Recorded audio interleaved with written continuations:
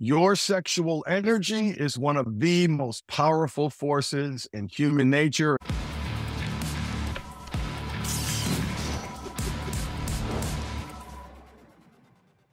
Today, we're going to talk about that with a very special guest, and I'm going to introduce in a moment. My name is Craig Perra, the founder of the Mindful Habits System, and you are listening to Sex Afflictions and Porn Addictions, the podcast to help you create and sustain a great life. Those two concepts are inexorably intertwined.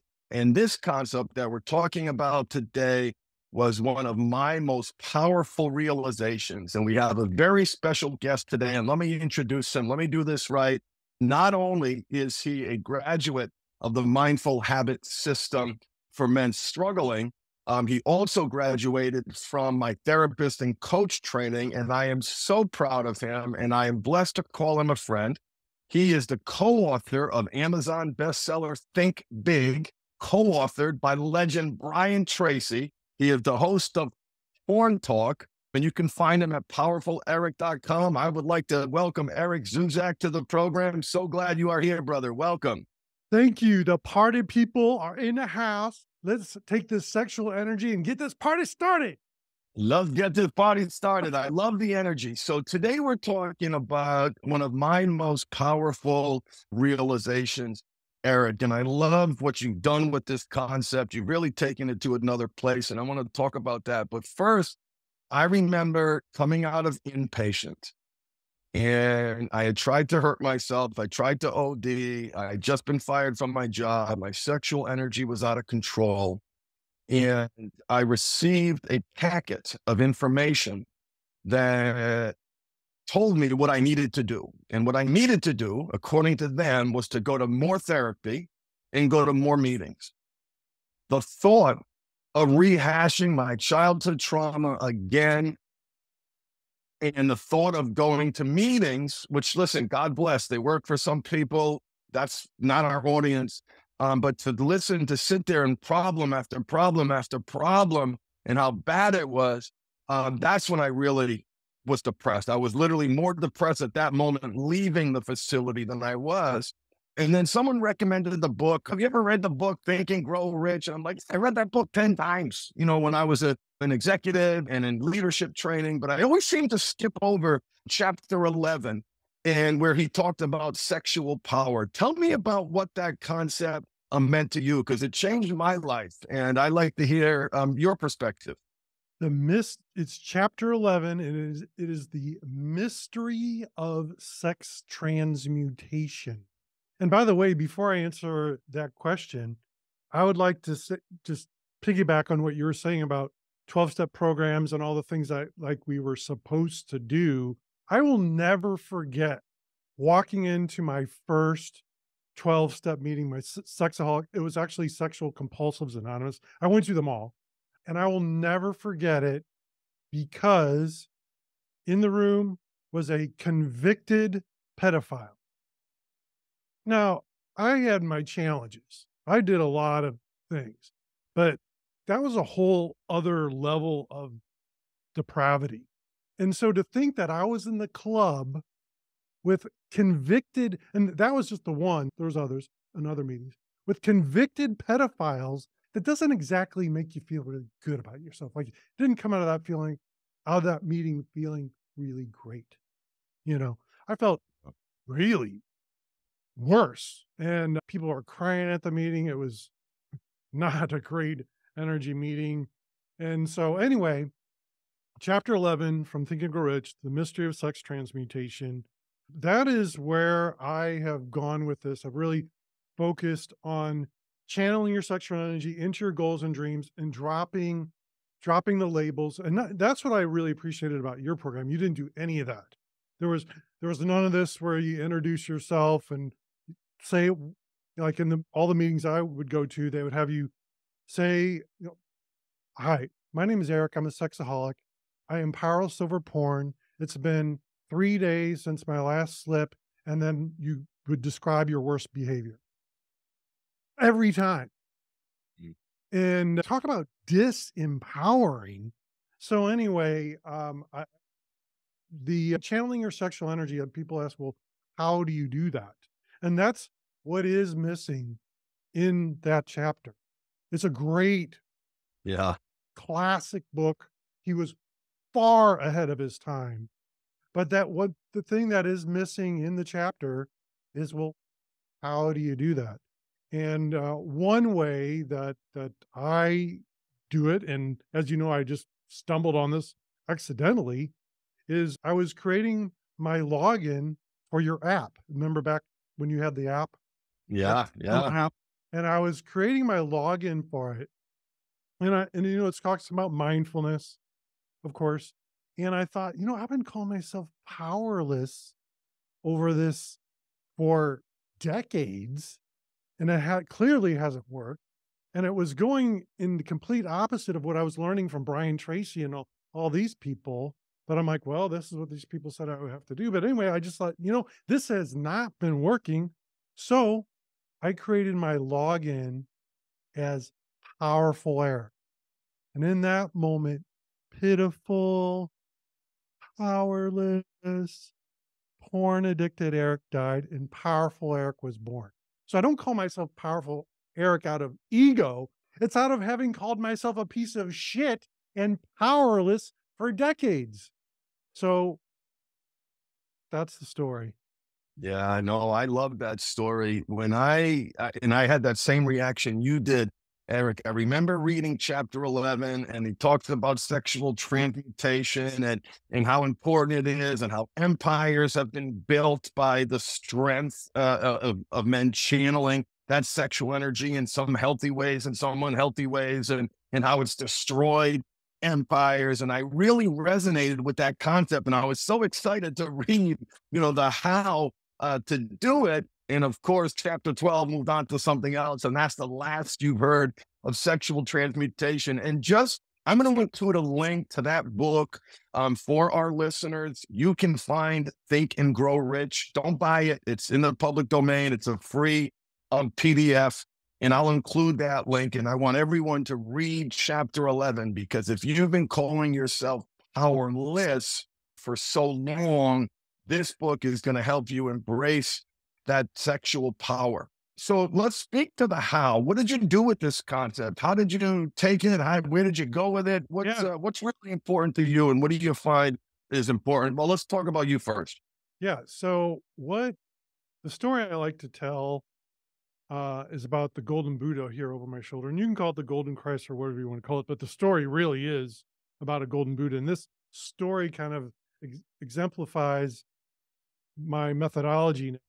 And the story is about 1,000 years ago or so, there was a group of monks who created a giant golden Buddha. And they learned an invading army was coming. So they knew they had to get rid of it or hide it. And it was too big to move. So they disguised it. They covered it in clay. They covered it in dirt. And their plan did work. The invading army came and they did not find the golden Buddha. Unfortunately, they killed everyone that knew that it was there. So it literally sat there for another 200 years. And there's another group of monks at the monastery, and they're outside on a bright, sunshiny day. And they notice a glimmer of light, and they go to investigate. And they uncover this gold, and they uncover this giant golden Buddha. And that's the story that I found for myself and for my clients. And that on the inside, we are good people, but we get caught up in the challenges of life and traumas and addictions, and we get buried in all this muck. But underneath that is all this gold.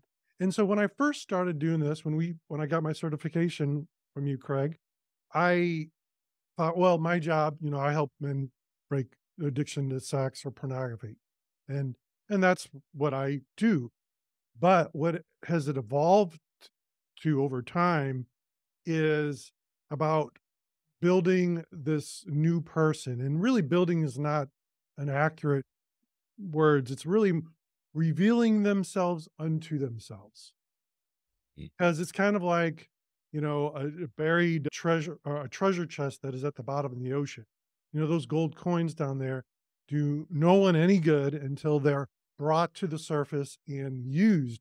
And same thing with all our great qualities and characteristics. If we never use them, bring them to the surface and use them, they don't do us any good. So all those things are there. And so I've really now focused on building or revealing themselves unto themselves. But there's a lot of work that goes into before you can do that, because if you just drop somebody into, you know, the goal, that doesn't work. So there's a process to it. Why is it harmful for most people, Eric, to identify as a powerless sex or porn addict? Well, I can tell from decades of experience of trying to do it myself, on saying, I'm powerless over this and labeling themselves as sex or porn addict, is that then you start to identify with it. And especially if you're continually going to 12-step meetings where every meeting you go to, I'm a sexaholic, I'm a sexaholic, I'm powerless over porn, I'm powerless over porn. I mean, I got it. Just saying it now kind of depletes my energy. Our words are powerful. Our words are powerful. I mean, you know, if you're, whether you believe the Bible or not, it's irrelevant. It says the world was spoken into existence. Words have enormous power. And if we are continually calling ourselves, I'm a sexaholic, I'm powerless over porn, then that's going to be your reality. So in my opinion, there needs to be a step 13. There needs to be a graduation date. Now, in the very beginning, I have to say, in the beginning, there's a lot of merit for that. Saying, Yes. hey, this thing's beat me. I give up. Like, what do I do now? Like, in the beginning, there's a lot of Help, merit. right? Help me. I'm broken. I need help. I Exactly. can't control it. I Exactly. admit it. Very, very important principle. Exactly. But if you keep saying that over and over, you're just spinning your wheels. There needs to be some type of graduation.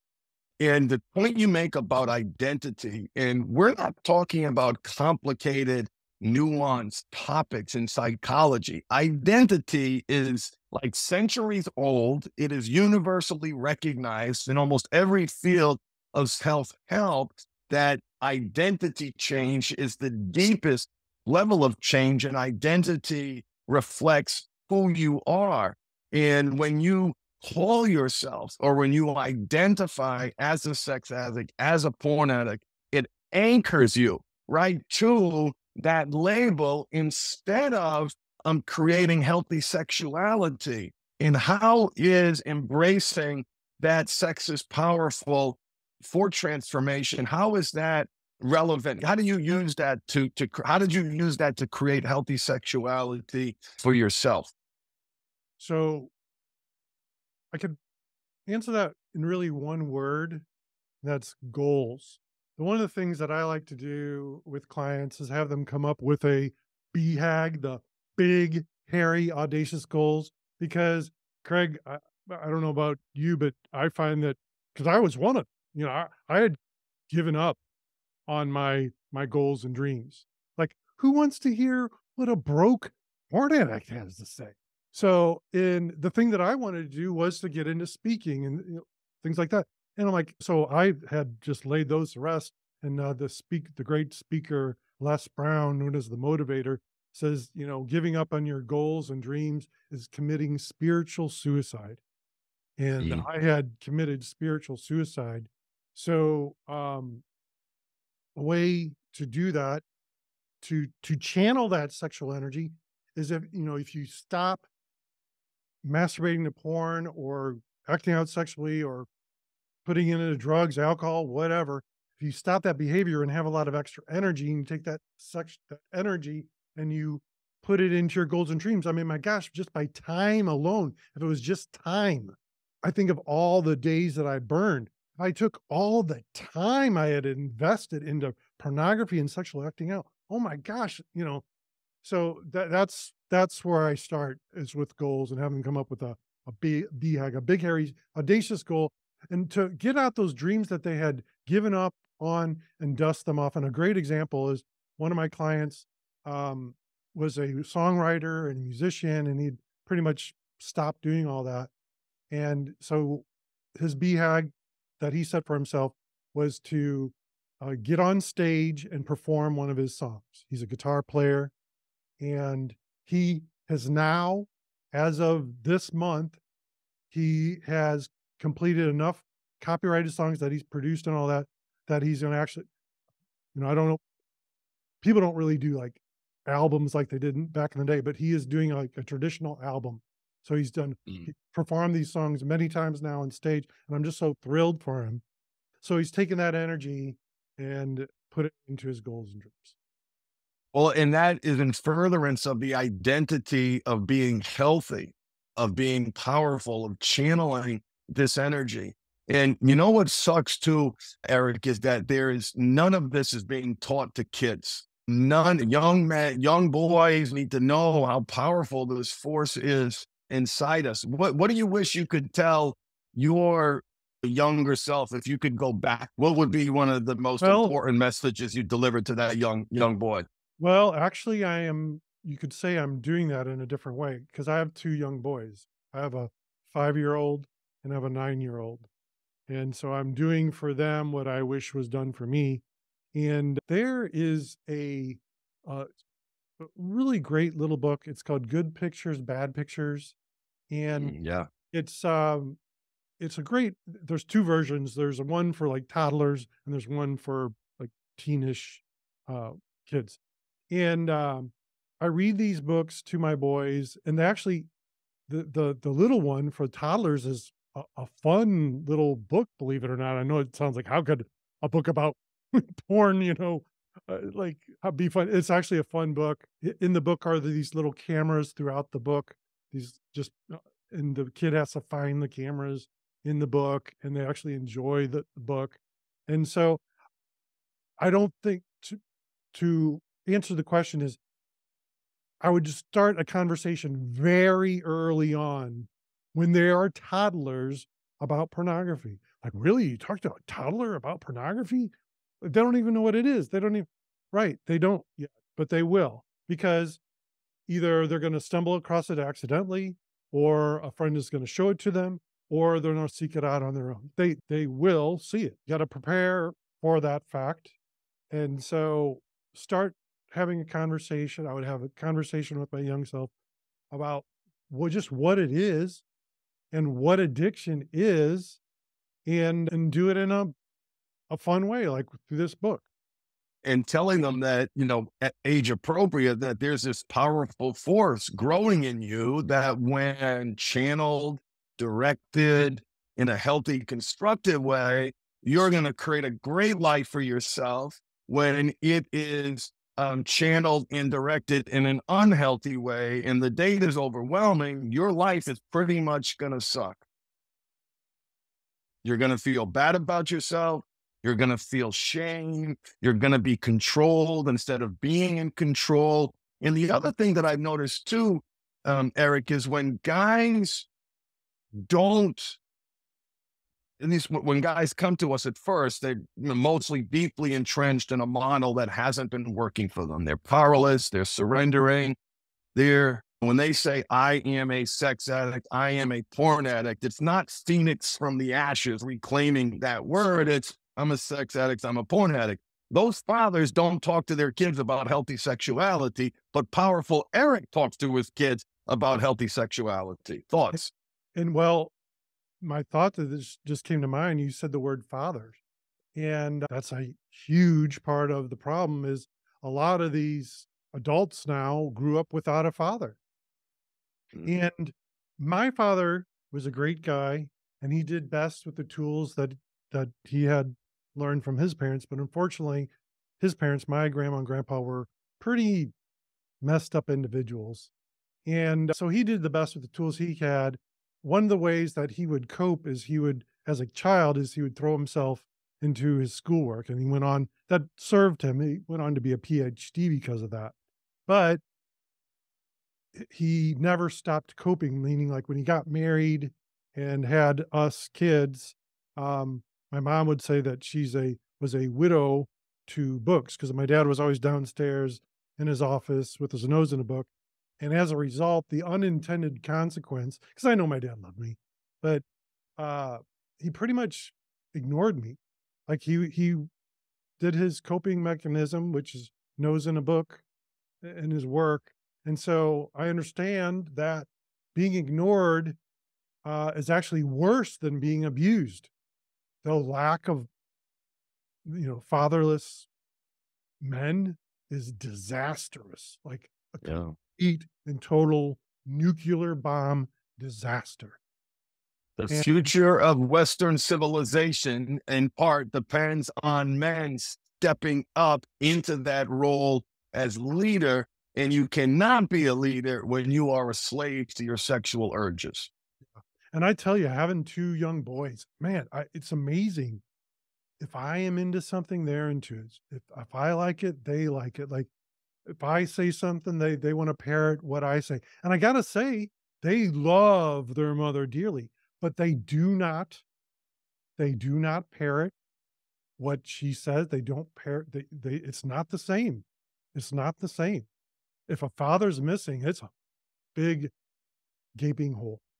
Yeah. And the father can be missing. And I know we've got a lot of dads listening. Is are you talking to your children about sexual health?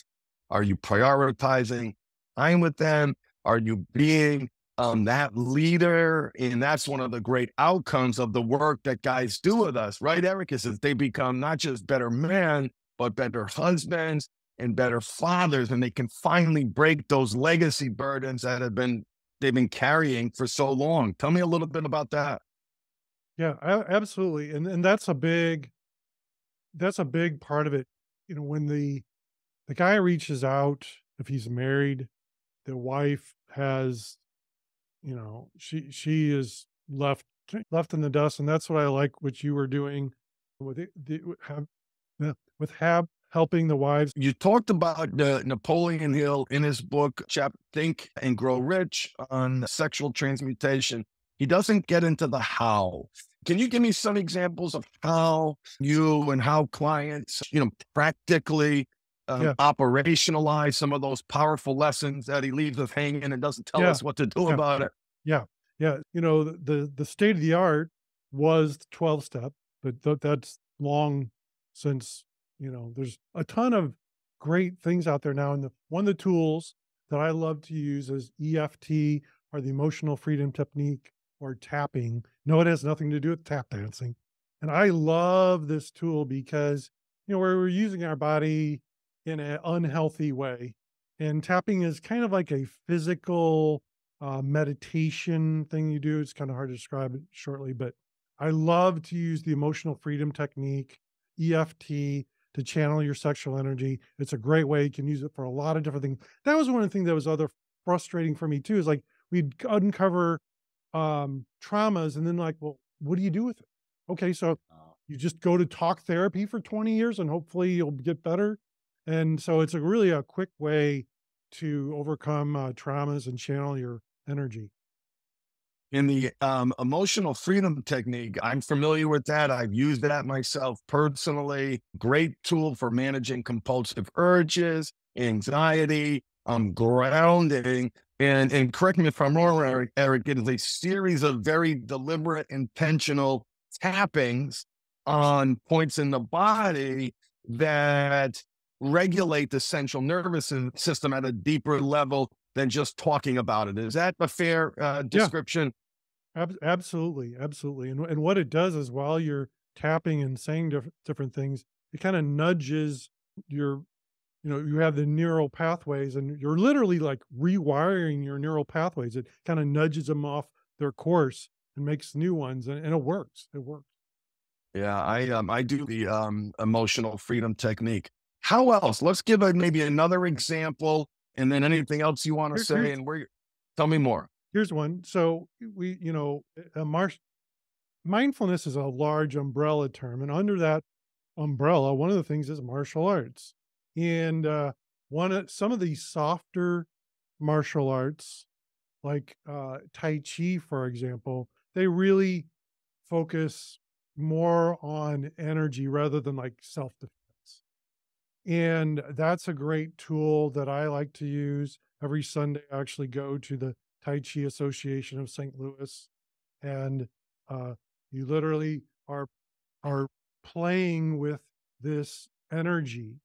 And so martial arts, depending on the art, can be a really great way to learn how to channel that energy. And I know you're big into yoga because I used to do it with you over Zoom.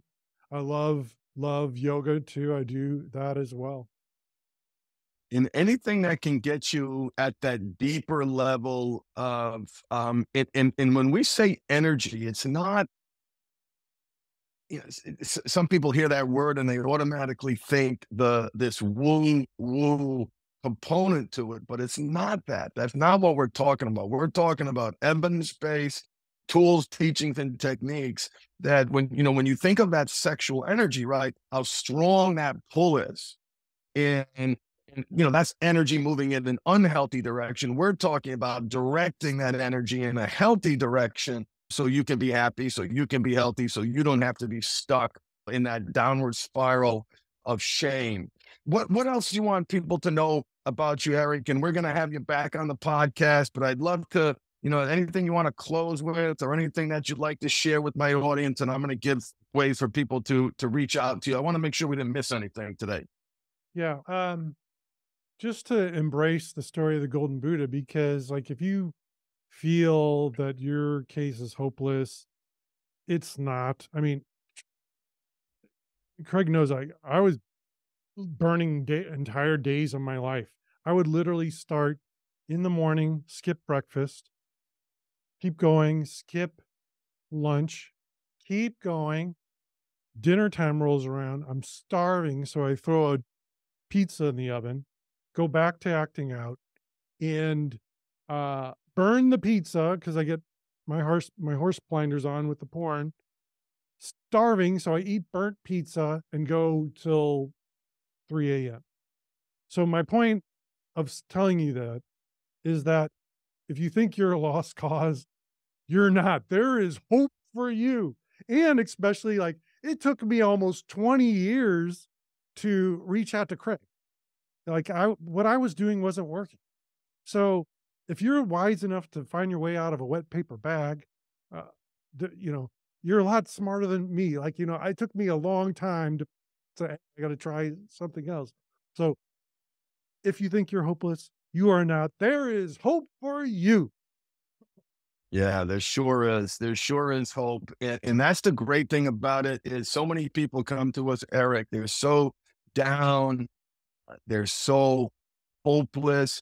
And the model that they're in, because we can recognize on a spectrum that there are some people, and we know this to be true, there are some people who do well in that approach. My experience is that number is far less than what people think it is, but there are people that do well. When you open your eyes and start embracing what you want to accomplish, when you start embracing that power instead of being powerless, that spark of hope, that light turns on, and you realize. And sometimes there's a period, I'm sure you experience this too with clients, like I wasted all this time. I should have been doing something else. All these years have been wasted. I've got this ridiculous, restrictive view of sexuality. I'm afraid of it. I haven't embraced it. None of that time is lost. It all brought you to the place that you're at right now, listening to me, listening to Eric, looking for an alternative to being powerless, to being powerful. Eric, how can people find you on the web and social media? Give us the details so people can find you. I just go to powerfuleric.com and I'm on all the major platforms. I'm now building on TikTok. So that's the latest one. And I come bearing gifts today. If someone we talked about the book Think Big. If they would like a digital copy of Think Big for free, just email me, eric@powerfuleric.com. And I also have another resource called Everything You Know About Sex and Porn Addiction is Wrong. You can ask for that resource as well. That's an audio book. Good. Give me that email address again one more time. And if they mention the mindful habit, or Coach Craig of the Mindful Habit, they'll receive a little discount if they choose to work with you. So don't forget, guys, if you're listening to me now, make sure when you go to powerfuleric.com or you email Powerful Eric, let him know that you found him on this podcast, and he's going to hook you up with a little discount to make it a little easier for you if you're in the place where you realize I need help. Deal? Absolutely. And it's powerfuleric.com, or my email is eric@powerfuleric.com. I like to say it with my superhero voice. Go to powerfuleric.com. PowerfulEric.com and email powerfuleric@powerfuleric.com. I love putting on that voice too sometimes. Awesome, awesome, awesome. Well, thank you for joining me, Eric. I want to do this again. Love reconnecting with you. I'm so proud of where you've taken this and what you've done. It's so exciting to see you thriving as a podcaster, as an author, and as a coach. It just warms my heart. And I love how you're helping other men out there learn to channel and embrace their sexual energy. Thank you so much for being here. My pleasure. And I forgot to add, Craig's name is in the Think Big book. He's in my story. So yeah, that was a great honor. I remember reading that. In Think Big, and it just warmed my heart. And I want you men who are listening to follow in my footsteps, follow in Eric's footsteps. If you are looking for an alternative approach, and here's the attitude that I have. There's no competition here. I don't see any competition. We're affiliates with each other. We care about each other. We're brothers on this journey. If you connect more with Eric, you go to Eric. You connect more with me, you go to me. It's important that you find the right person. It is a great honor, Eric, to promote you and to promote your services. Can't wait to have you back on the podcast. Thanks for listening, everybody. If you're looking for help with me, visit mindfulhabithelp.com. And thank you so much for listening. Make it a great week. Don't have a great week. Embrace your power of choice and feed the right wolves inside you. I'll catch you next time. Bye, everybody. Thank you.